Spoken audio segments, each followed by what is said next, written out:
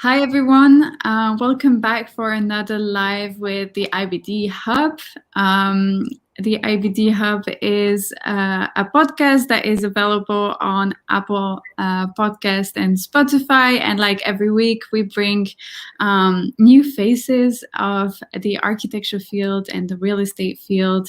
And we talk about innovation and business. And today I have the pleasure to welcome Kai-Uwe from Big Architects. Hi, Kai. How are you? Thank you, Giulia. Very, very good. I'm so excited to have you here and to have this conversation with you, because, for me, you are probably the company that is the most innovative and has, a different way to look at architecture. So I would love to have a little bit of your background, like how did you get to this stage personally? What was your the steps that you went through your career to get here? And I'm very curious to give a little bit of context to our conversation as well. Of course. It's in some ways like so many, I think, that come to architecture. And in other ways, I think I took a little bit of a circuitous route to get to where I am today. But to put that into context, I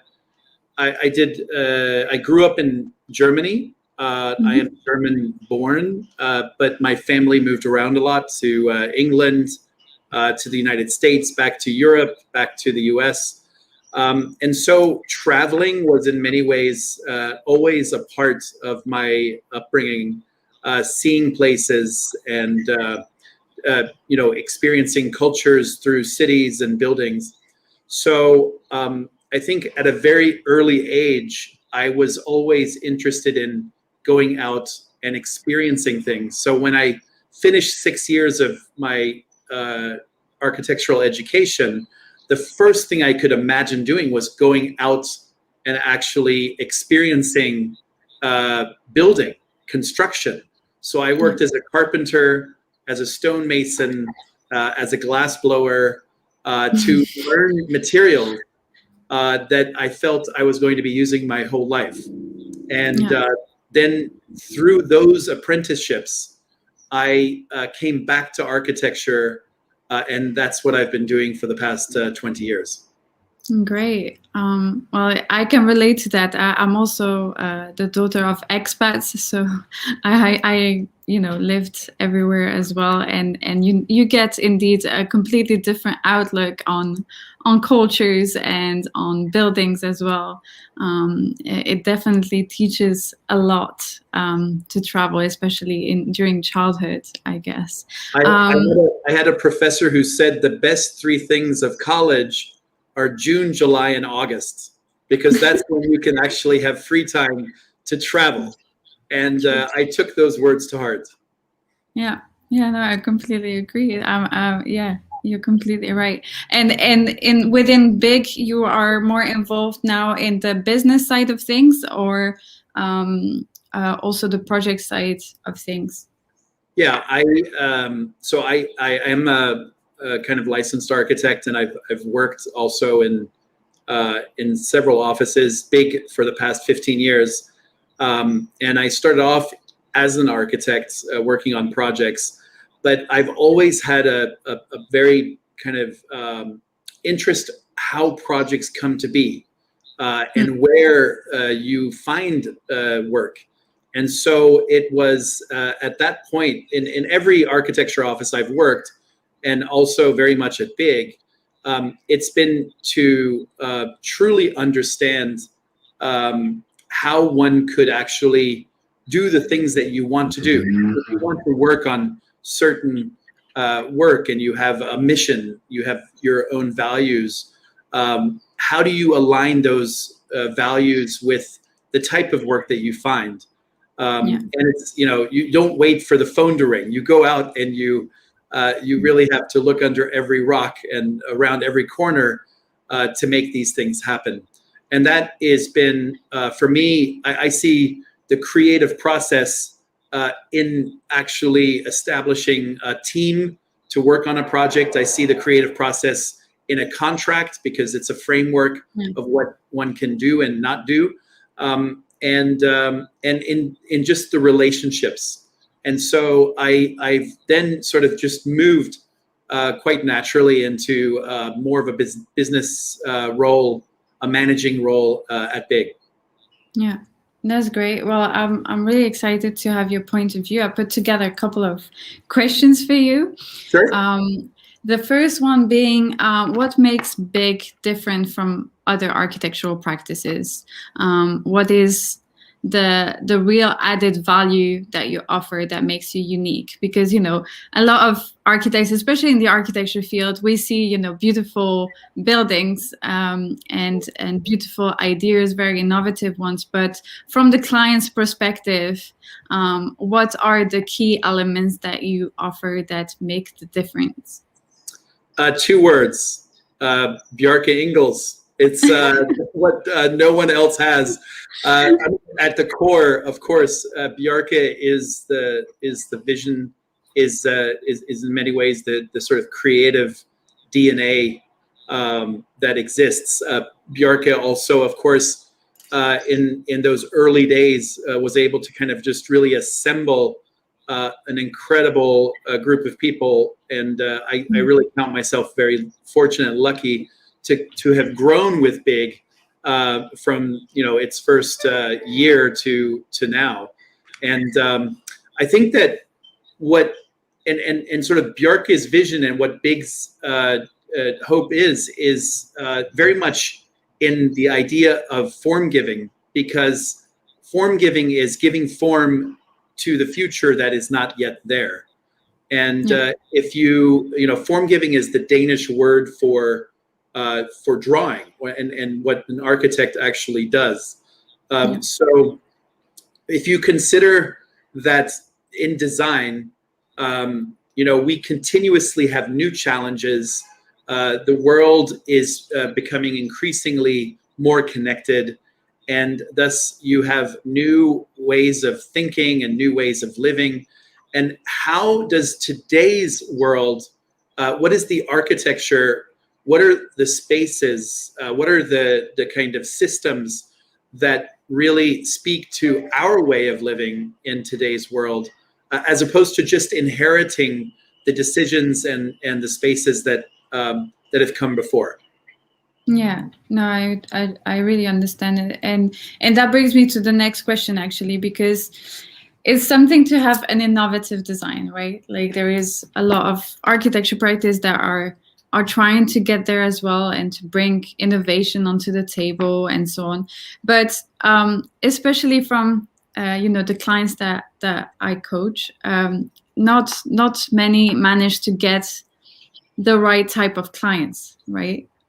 So do you think that part of your secret is also the art of storytelling and making things seem quite simple? The idea is being quite simple to the clients, but still really innovative. Because one of the character traits of architects is actually we have the hardest time to pitch in a simple way to architects, because we are so much into the project and so much into the technical side that we kind of have difficulties to explain an idea and make it stick to the client's mind. I would just say that how to find clients is as much about which clients you don't work for as it is the clients that you would like to work for. Mm-hmm. And this is a simple rule, because if you accept a project for someone or with someone that doesn't respect your time and wants you to give your greatest asset, which is your creativity, and deliver it with no compensation or too low of a compensation, you have then started a relationship that will continuously already place you at a disadvantage. And I think that I remember first coming to Big, and one of the things that was truly for me very different from any other European office is that there was a decision not to enter open competitions that were unpaid. Because consider, recently the Guggenheim Helsinki competition had 1,700 proposals. So you're using 1,700 offices from around the world to tackle a problem, and then that problem is never actually intended to be built, right? There is no Guggenheim Helsinki. So what if we actually used all that brain power as architects to solve issues that are at the core of society? It could be simple as food distribution. How do you design food distribution, or how do you design healthier places? If we as a profession, I think, looked at ways of using our intelligence and creativity to solve issues and not to give them away in these kinds of open competitions. So by not participating in those competitions, we were already making a statement that says we would like to be compensated for the work that we do. And that already takes out a very large chunk of clients out there. If they know that you're not interested, they won't come and ask you. That's a wonderful outcome. And then you can focus on the people who understand your value and who then share it. And I think that that's a really important thing, is that whenever you have a project, you make clear what your value judgment is. You don't only personify the value judgments of who you are working for, because that's something that's important. Is it's a combination of the client and your own values that, and you will then attract the very people that you would like to work for. Yeah, and I completely agree. I mean, if anyone that is listening is starting their own architecture practice, if I break down what you said, Kai, it's about really understanding what your values and the values of the companies are.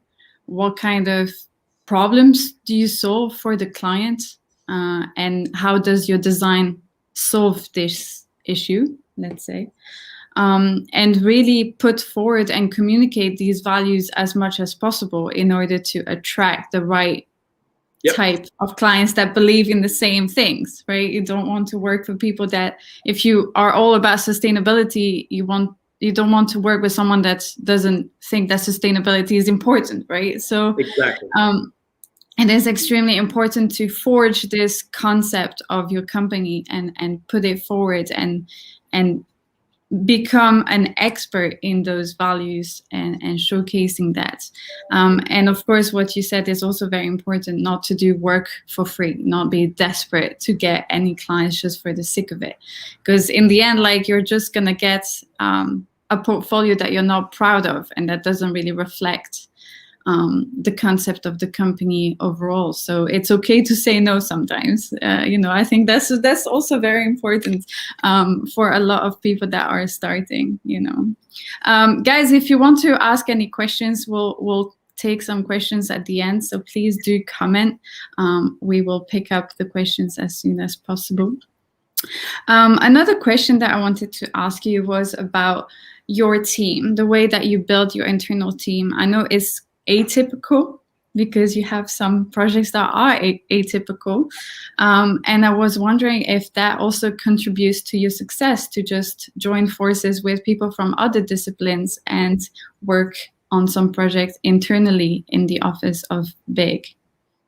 Yeah, so the first question you asked was, what separates BIG from the rest. I would also, when thinking about the question you just asked about how we put teams together, the other undeniable kind of difference is just the Bigsters themselves. The team now, sort of 550 architects and thinkers that are spread in 5 offices across the globe.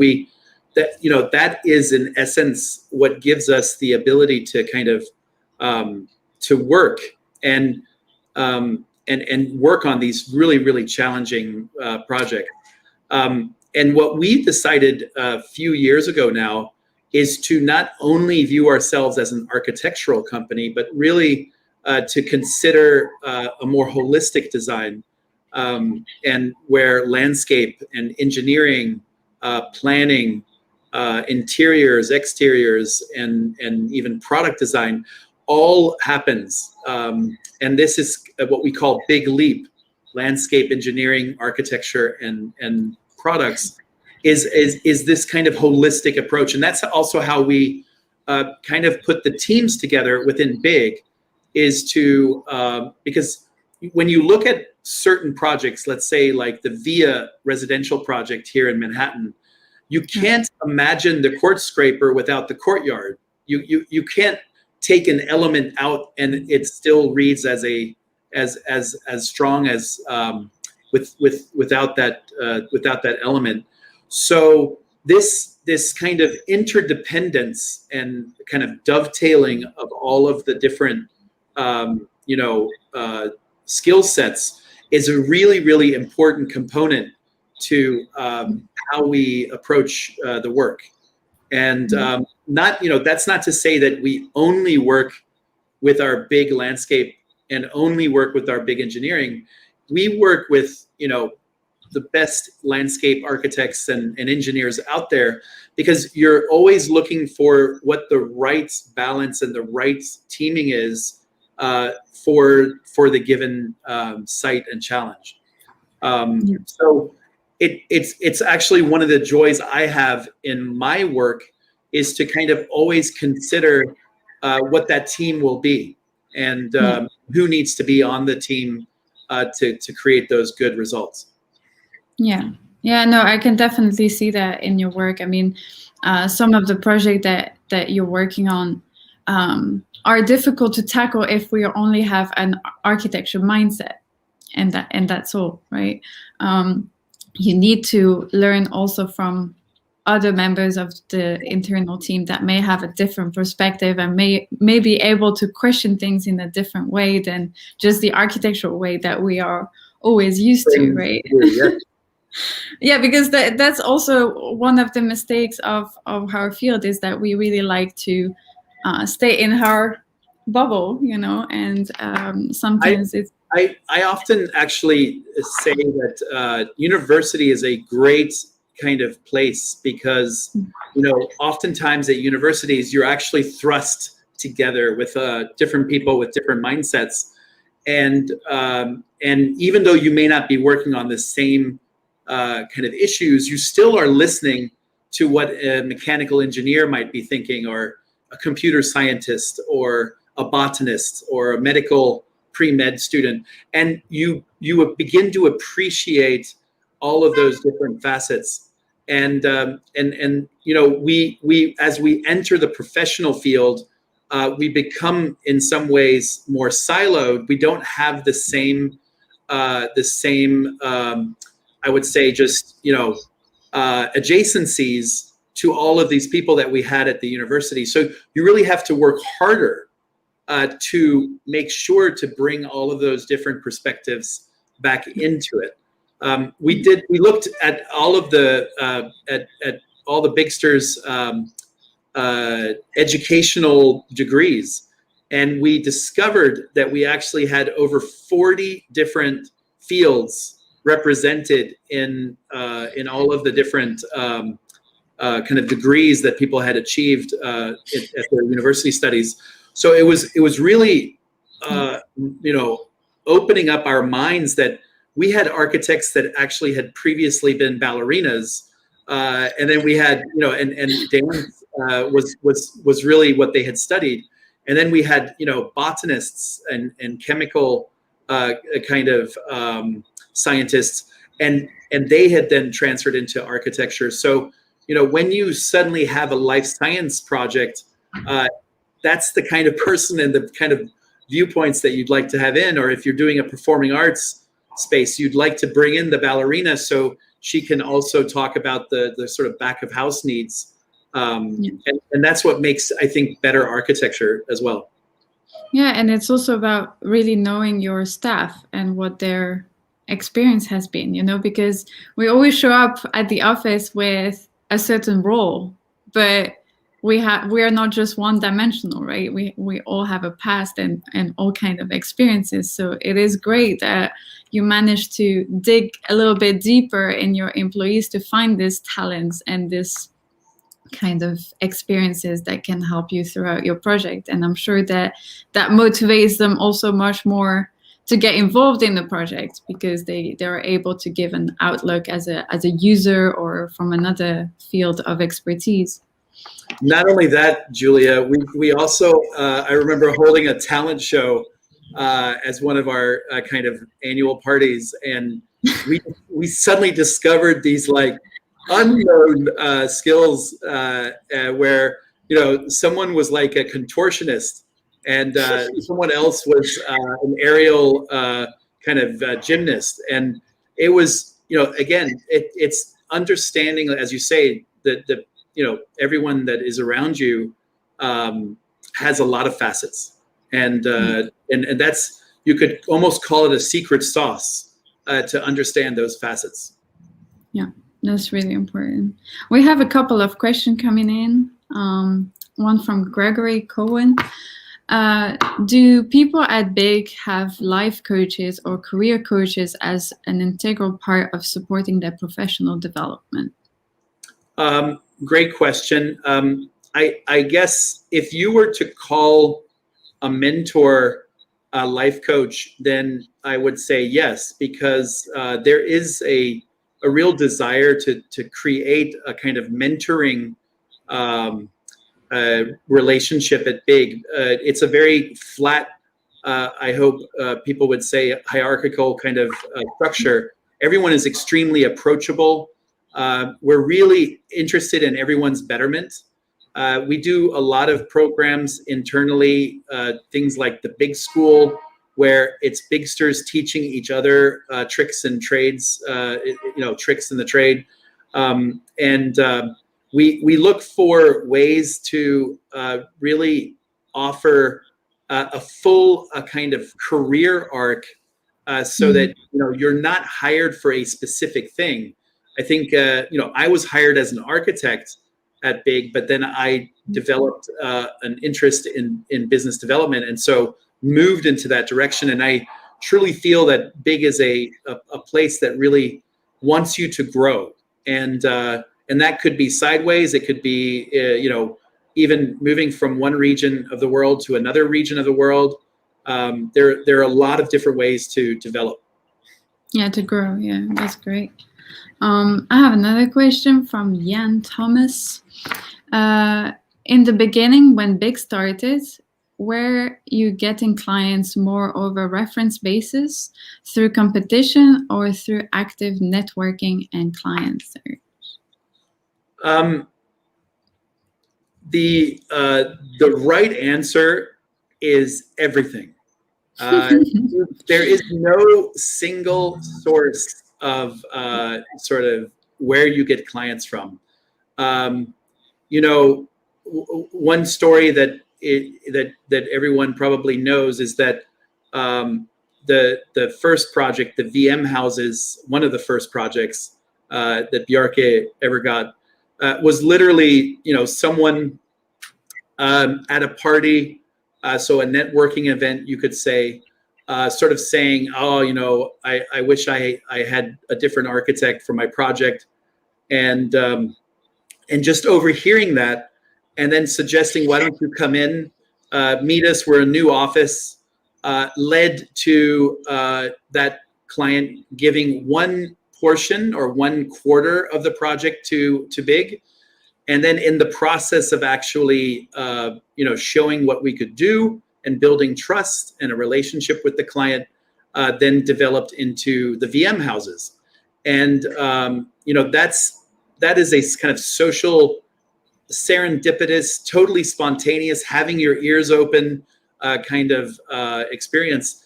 And then there are, ones where you could be working for 2 or 3 years, developing a relationship.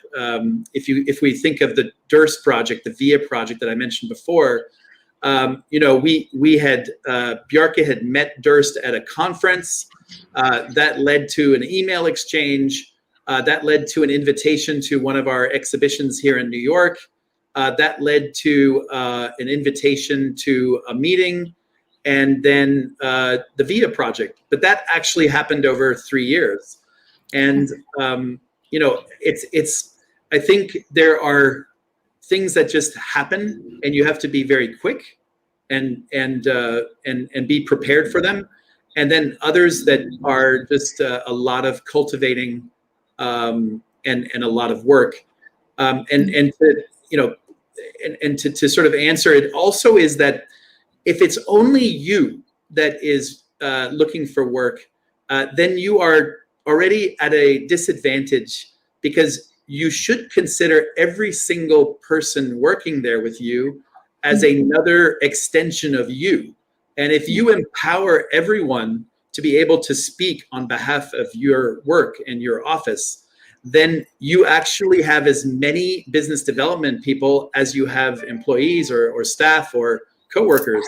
So it's really about empowerment as well. And I think Bjarke has a personality where he's continuously empowering each one of us to be an extension of also himself. And it's also that shared value system that we've built up, where we all want to be doing these things and challenging what Formgiving means for our generation. Yeah, I love it. But, it's very interesting. Business development is so interesting in the way that you have to set out a strategy to really understand, okay, from your values and what you have to offer, what are the targets people that you're trying to attract. But it's also so chaotic because you can never predict who's going to be your first client. So it is always an adventure. You always would have never thought that person would give you a project, or everything you think is going to happen never does, and exactly. The things you don't put that much thought into actually happen. Yeah, and indeed, like you said, follow-up is such an important thing. So it's not just about pitching, but it's also about creating a relationship with no expectation. Maybe that person doesn't have a project right now, but might have it in 3 years down the line. But it's about not giving up and really following up with these people to build a relationship through time. So that's also very important. We're getting so many questions. I'm going to ask one of my own, just 1 second, so that we can move forward. I know that you are quite busy. So could you tell a little bit more about Hyperloop and how Big fits within the innovation team in collaboration with Virgin? Yes. So to actually talk about Hyperloop, it predates when the Virgin company actually got involved. So if you go back, of course, Elon Musk had an idea of this kind of vacuum,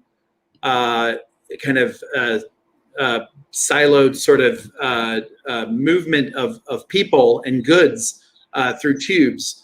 And but he didn't have a lot of time, or he was already busy enough with Tesla and SpaceX and solar projects. So he put it out there, and a couple of other engineers and sort of strategists and people interested in transportation took him up on the sort of napkin sketch. And so there, I think, are now probably 3-4 different companies that are all working to create different Hyperloop type of projects. So we became involved with Hyperloop 1. And that now goes probably back to about 4 or 5 years ago. And so we're always interested in not only thinking about buildings, but systems, energy systems with Copenhagen, flood management systems with the big U, and transportation systems like Hyperloop. So it really became evident that it's kind of like a paradigm shift. If you look at like, the wheel allowed for the cart, allowed for the buggy, allowed for the car, the plane. So we continuously over humanity created these technological kind of advancements. And really the Hyperloop is maybe the first advancement since the plane of sort of moving goods around, because it's actually faster than the plane, because it's frictionless. And we are helping them consider not only the buildings and the pylons and the physical, we're also looking at the rider experience, so experience design. We're helping them with branding. We're helping them with phasing and feasibility studies. So it's been a very, I would say, incredibly fruitful experience, because we've been looking in possible projects in the UAE, in India, in Scandinavia. And it's really remarkable that a place like the UAE or India may actually be the first creation of this new typology, because they are just open to it, as opposed to Europe and the US, where maybe regulatory environments or the car industry or the rail industry just don't want it to happen. And so it's fascinating to see where innovation happens. It doesn't always happen in Silicon Valley. It doesn't happen always where you expect it to happen. It could be anywhere. And that's what's so refreshing about this group of people. So they now are testing up to over 100 miles an hour. And of course, the finished product and experience will actually go up to about 600 to 800 miles an hour. So we're talking very, very fast movement. That's really incredible. That's one of my favorite projects, because I think it's so innovative and it's a completely different way to apply architecture skills into a project. So that's why I wanted to ask you about it, because it's indeed, it's about systems, and it's about bringing the architecture expertise in actually a more of an engineering project, right? But Giulia, look at our cities and what happened since the 40s and 50s, when traffic engineers started to put freeways and the cloverleaf designs through our cities. They destroyed a lot of existing neighborhoods. They tore neighborhoods apart, and there wasn't the kind of social thinking that's necessary to actually think about how the effects that these kind of issues have. It's not only getting from point A to point B, it's how do you integrate that infrastructure and that engineering into life and humanity. And so we call it social infrastructure, and why we feel that architects have such an important place in any of these major kind of engineering type of projects. Yeah, no, I completely agree, and it's great. It's the first time that I see this type of configuration and of team being built for such a project. So it's I'm really looking forward to see once it will actually happen, how it will be integrated to cities, and what will be the links from one place to the other. We have quite a few questions. Let me ask just the last question I have for you, because it's about Formgiving. So that is an important topic, and then we'll take the questions at the end. Could you tell us a little bit more about Formgiving and what you're trying to achieve with this initiative? I know you just released the book with all the research projects that are extremely innovative, like the Mars project I'm a fan of as well. What are you trying? What is your goal with this initiative? So of course, Formgiving is the kind of third, both exhibition and catalog that have been made. So Yes is More was a little over 12 years ago. And then you had hot to cold. And in each of these efforts, also Formgiving, it's a chance for us to kind of reflect on the work that we've been doing, to reestablish the sort of moral and value compass, to see that we are where we want to be, and to project where do we want to go in the future. So if you look at these three catalogs, you can literally see how a smaller office, 30 people in Copenhagen, is making a larger commitment to working on a global scale. And then hot to cold was sort of a global kind of collection, and was sort of making a statement of how we take our ideas and make them into reality. And then Formgiving is now kind of, we've had, these 15, 20 years of work, and how we are looking to leverage the work as sort of all sort of smaller steps into a bigger leap into the future. So it's also a testament to Big Leap, this holistic approach to design.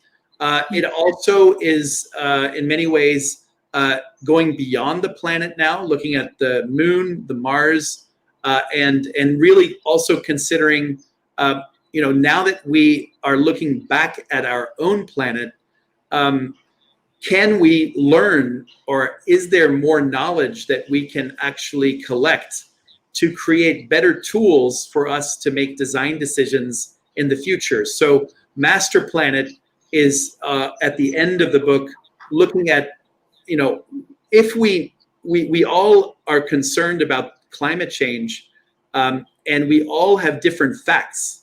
And so I think the period is now going from sort of fact finding to sort of solutions. And the idea here is to kind of collect the facts to provide a tool for us to create better solutions in our future design. And I see the next 5 or 10 years of Big really devoting to giving form to that future, and what all of that entails. Yeah. Well, a question that I had for you about that is that, there is, a lot of innovative projects in our field that are being projected, and a lot of them are based on assumptions, which are not necessarily the right ones. We can make assumptions, social assumptions, economical assumptions, sustainability assumptions, but you were talking about facts. Is that also using data and AI and tools like that and put them? Yes, absolutely. Do you remember the moment you first spun the Google Earth, and you could for the first time, all of the satellite images that were independently shown were put on a globe in 3D, and you could go to your home, town, and go into your home street and go and see the address of, the first home that you lived in. That aha moment of seeing the data collected and made into a accessible, wildly kind of intuitive tool. That's what we see with Master Planet, is taking all of these bits of information, all of these satellite images of information, and bringing that all into a useful kind of tool that is intuitive and that allows us to make better design decisions. Google Earth is, continuously adding new information. So now you can actually, there's enough satellite imagery, you can go all the way back to 1984, and you can follow the glacial melt on our glaciers. And if you didn't know about it before, you can see it now in actuality in 3D. And that, again, to me it really helps you clarify what that data means. And I think that the profession actually could really benefit from one additional phase. We as architects, we kind of finish at construction administration, And when the ribbon is cut, we kind of leave the project. Very few actually go back and re-engage with the projects that they've built. I think that a new phase of actual work that we should be paid for is to, after a year, go back, collect the data of how the building was actually used versus how it was, conceived, and then we can become better at designing the spaces, those same spaces, with the next iteration. Yeah, we had an episode actually with the Royal Danish Architecture Institute about that precisely. Yes. How we should really investigate if our assumptions were right in design, if the spaces were liked by the users or not, if there was some improvements to be made in terms of design. Also, how is the building performing on a sustainable efficiency and so on, and really gather that data in order to next time do it better and not just do the same things over and over again, because that's a little bit our mistake, is that we tend to be in our comfort zone and say, okay, I've done a theater or a hospital before, I'm just going to apply the same principle as I did and just change the design, but the principle is the same. Yeah. But because it's based on assumptions, many times maybe we get it wrong, right? So it is interesting to know once it is built, how people react, and how, if people actually, there is a lot of projects that have failed because they made some social assumptions that people would gather in some social spaces or roof garden and so on, and then later on, like once it's built, like no one goes there or no one meets or no one interacts. So it is definitely important to learn how to gather that data and use it to improve our designs and our approach to architecture in general. I mean, it's the way that all species actually evolve. So, if you look at just Darwinian kind of thought, it's a continual recalibration to what works and what doesn't work. And I think we can bring that, we can heighten that sensitivity and ability to integrate that into the architectural thinking. Yeah, no, I completely agree. I'm gonna just take a couple of questions if you have time, because we have a lot of select a couple. First one is, Hyperloop is the next frontier of future of transportation. How big is involved in the design process around the globe?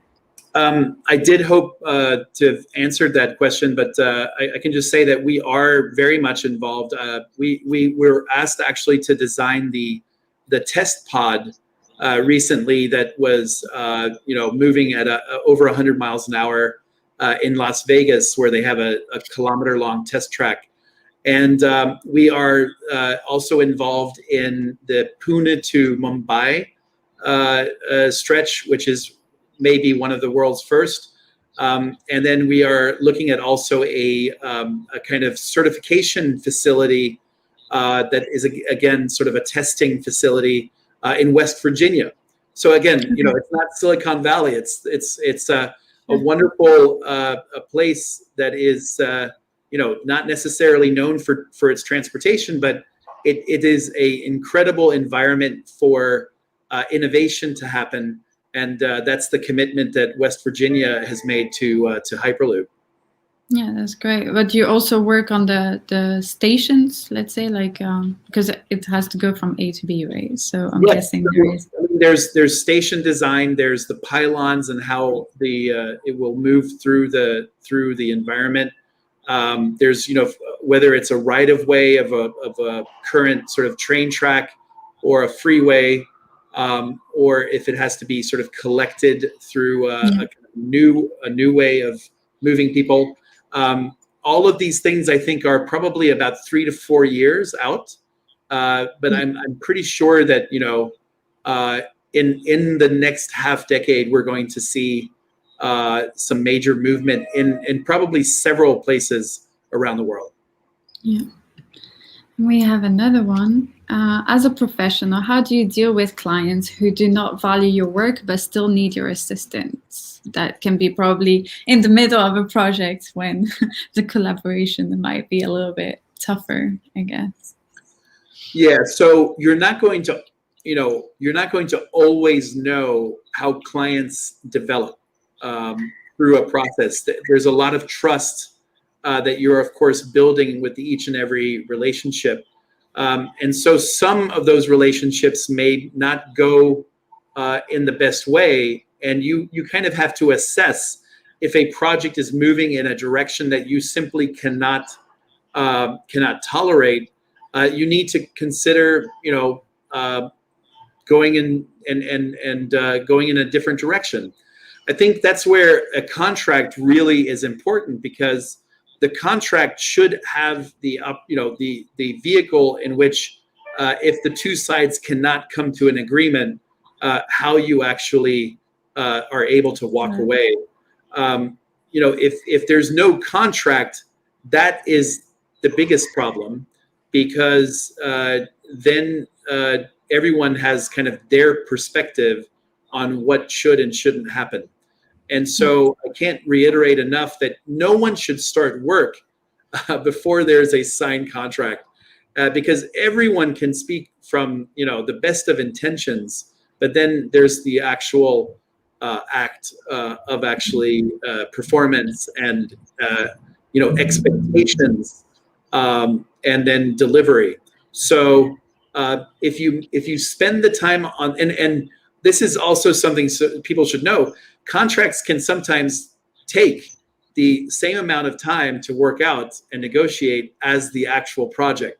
So if a project is, say, 6 to 8 weeks, it could actually take you 4 to 6 weeks or more to hammer out the contract, and that time is important. Yeah, no, for sure. And unfortunately, a lot of us are a little bit naive because we get so excited about the project, but then we forget, that there is risks involved, especially for architecture practices, as opposed to anyone else in the team. We also have a question from Scheja, who is working in my team. Which is the most successful business strategy that big architects used? And is there any strategy you could recommend for startup architecture firms? No, when COVID first happened, we of course we have a lot of bigsters that have, of course, also moved on and have opened up their own offices and are starting out as well. So I was very concerned when COVID first happened, because many of these younger businesses had never experienced a downturn. They had only experienced growth and good times. And you really, we had been around long enough that we had experienced the 2008 financial crisis. We'd experienced Superstorm Sandy here in New York when all the lights went out and we worked remotely like we are doing now. So when you've actually experienced a few shocks, you become a little bit wiser, and you look for what it takes to find clients, because the clients might become much fewer. And so, at that time, I reached out to all of the big alumni, all the people who had used to work at Big, and just said, if you guys need, someone to bounce ideas off of, or you have some questions, feel free to ask. And so it became kind of this big resource for small companies. And I think it was a really interesting lesson, because many of them had the exact same question that you're asking. What is the strategy of success? And I would say that, the biggest thing is to be curious, because if you're curious and you are reading, let's say, all of the kind of newspapers and, blogs and everything else, many of these things are right in front of your eyes. So we probably all know TikTok, right? And TikTok is like taking the world by storm. And I remember maybe it was a year and a half ago, I met with my team and I said to them, do you guys know this TikTok? I think it's going to explode because everybody is like dancing and doing the jig or something. And I think it's going to be a company that needs space in the future. And, it didn't take maybe 5 or 6 months after that kind of initial, this is going back to like the late summer of 2019, maybe 5 or 6 months later, there was this first opportunity to actually consider creating an office building for TikTok in China. And, it's all around us. Every single place you can sort of start to see the future forming. And when you realize that something that's happening, just outside your window could actually have an architectural kind of result out of it. Yeah. That's kind of the biggest thing that you can do. And also what I, said to many of those smaller companies is to, is to know your own backyard, know your own place of business and where you're working, and maybe look for also, if you're in Poland and you start to see Polish companies moving into other European countries or even to the United States, maybe, you're able to sort of speak to them and say, we could be your architect when you go into different regions. And so quickly you can become, go from being just a Polish office to being a global office just through the chance of actually moving with a Polish company. These things are all around us every single day. Yeah, no, I agree. And it's really interesting. I mean, from my perspective, we have seen a spike in terms of how many startup architecture firms there has been this year. And we have coached so many of them. And the advice that we try to give is, treat COVID as an opportunity, because everyone is online now. So it is not even weird anymore to have a Zoom call with clients to build a relationship, or to go on Instagram and LinkedIn to voice your opinion. So actually before we were very much local and country based, but now you have the whole world is open to you. So it is a great thing as well. We've met, Giulia, so it's I know, it's crazy. We would never have met if things had just stayed as they were. Yeah, and we have launched a couple of weeks ago a digital business development program for architects. So we teach them how to be present and visible online through social media platforms such as LinkedIn, Instagram, Clubhouse, and how to trigger clients, because we saw that this was the demand of the startups and the architecture practices that are on the market. So yeah, definitely there is opportunity even though the situation is not great, but you have to adapt and learn to find solutions. So I truly think that we're about to have a massive renaissance of just young and creative entrepreneurs that are looking to come out of COVID with their own version of the future. And out of every crisis there is a kind of major rebirth of ideas, and I really do think that the ecosystem is there for that to happen. Yeah, and there is a lot of people with so many innovational ideas, and usually they just need a little push to get into business and to see it from a business perspective. So if any of the people in the audience are looking to ask any questions, please feel free to message me on LinkedIn. I'm sure that Kai, if you had some question, you would also welcome them if you had time. But yeah, definitely we're trying to elevate people that are starting, because that's the future at the end of the day. So I'm going to take one last question. And it's also related to the pandemic. Do you think that architecture will change significantly because of the pandemic? And do you think that new architects will value more human interaction in their projects? That's a very good question. I am very hopeful that this pandemic will have some lasting effects. When we look at history and other pandemic-like kind of events, if you go back to cholera, the modern sewage system is a direct outcome of cholera as a pandemic.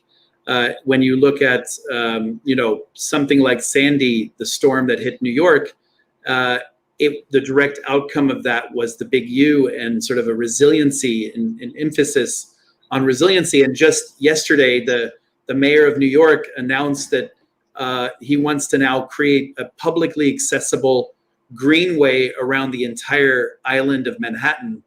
And I couldn't imagine that would have been at all a priority if it were not for COVID. The emphasis on public realm, the people going out on the streets and having social distancing, and everyone lives in sort of smaller apartments, and being able to kind of come out and enjoy air and sunshine and space. That is, I think, one of the major outcomes of this kind of experience for all of us. What I'm also hopeful of is that in our lifetime, I don't know of anything that has brought the entire planet together on a single kind of issue. And if we are to face again climate change and to address it, we now have a proven case study of doing so. And so I think before it was almost impossible to consider everyone being able to share a common vision or even a common attitude. But if we can approach climate change more informed, more willing to work together, that is perhaps the greatest outcome of the pandemic. Yeah, no, I completely agree. Thank you so much for answering all these questions. It has been great having you and really understanding your perspective and also Big's innovative perspective. And I really appreciate to give time to all the listeners that are here every week. And let's try to innovate in our field, and for the listeners that are here and that can take some of the inspiration from Kai and Big, these are really the companies to get inspired from, because this is a little, they think more out of the box and in terms of innovation. So yeah, thank you so much, Kai. I really appreciate it. It has been great. Thank you, Giulia. Thank you, the IBB team, and really a great pleasure. Thank you, and I hope to see you face to face eventually once we manage to come to New York as well, because we're on standby for now. Yeah, and for everybody that is listening, you will find this episode on the IBD podcast by Monday, so you can replay it whenever you like. And I just wanted to say thank you to Superworld, who has allowed me to be here live today because my internet was down in my office. So just shout out to Superworld for this episode. Thank you so much, Kai. Goodbye. Ciao, everyone.